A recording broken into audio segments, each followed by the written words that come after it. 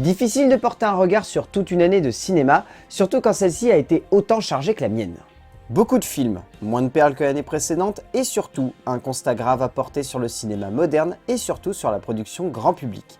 Que ce soit celle de l'Hexagone ou celle du pays de l'Oncle Sam, il y a un vrai souci d'invention et de renouveau, ne s'imposant pas comme un modèle de création et ne justifiant pas l'envie de créer des œuvres transcendant un sujet ou même tout simplement une thématique. Le mot de l'année 2016 est clairement celui de nostalgique, dans son sens malheureusement le plus péjoratif. Beaucoup ont pointé du doigt des films comme Les Visiteurs 3 ou Ghostbusters, avec un regard terriblement négatif et surtout extrêmement condescendant, alors que finalement, ces œuvres sont loin d'être les plus représentatives d'une nostalgie maladive à Hollywood et dans la production comique française. Une œuvre comme Camping 3 ou Radin pour la France, et The Mechanic Resurrection et Inferno pour les États-Unis représentent à mon sens un constat bien pire, celui d'un regard sur une époque où l'on peut se permettre de prendre littéralement le spectateur pour un pigeon en lui servant du vieux et en lui faisant croire que c'est du neuf. Attention, c'est un regard personnel, mais j'ai beaucoup plus de mal avec une œuvre qui veut se croire culottée plutôt qu'avec un film qui cherche simplement à nous resservir la même soupe.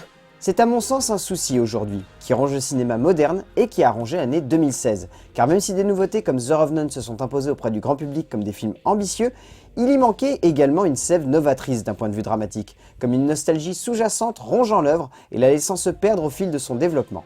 J'aime cette forme de cinéma, mais ce n'est pas, ou même ce n'est plus, le cinéma que l'on recherche aujourd'hui. En cela, Léopold a soulevé un message très juste, et surtout, je pense, important pour l'année 2016, voire même symbolique. C'est de l'Est que vient finalement le renouveau du cinéma, et seulement de l'Est. Comme si finalement le cinéma asiatique, berceau d'une renaissance du 7e art dans les années 70 et 80, puis d'une nostalgie d'actionneur dans les années 90, redevenait aujourd'hui la base d'une déconstruction des canons cinématographiques modernes. Gans en avait été le prophète au début des années 2000, donnant la part belle à une série de vidéos sur le cinéma hongkongais, et aujourd'hui, des critiques comme Yannick Dahan se font défenseurs de cinéastes considérés comme has-been par beaucoup, comme Tsuyark, alors que de son côté, la Corée s'impose comme le nouveau modèle créateur. Pas loin de 4 films marquants cette année, pour un autre souci dans la production, et même plus directement dans la distribution. Il va vraiment falloir que les distributeurs français tentent quelque chose de ce point de vue-là, car hormis Dernier Train pour Busan qui, grâce à son petit buzz à Cannes, a pu avoir une sacrée belle distribution, Man on High Heels, Mademoiselle ou The Strangers n'ont finalement eu le droit qu'à un regard timide et limite anecdotique de la part des spectateurs. Manque d'audace, peur des retours, souci de mise en avant des projets, ces films restent simplement aujourd'hui les vestiges d'une année cinématographique déchirée par la découverte cachée d'une pléthore de films grandioses.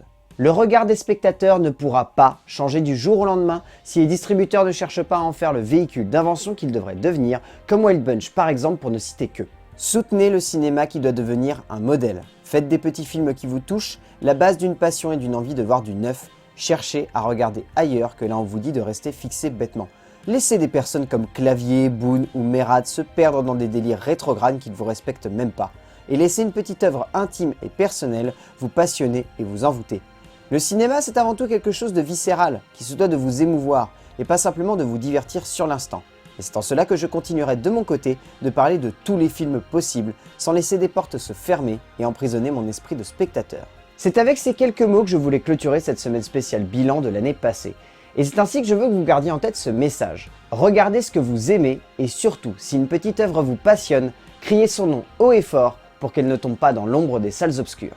Avant de vous quitter, je voulais remercier une dernière fois Léopold et Arthur qui m'ont aidé et qui ont apporté de sacrés projets à cette semaine spéciale bilan. Merci du fond du cœur les gars.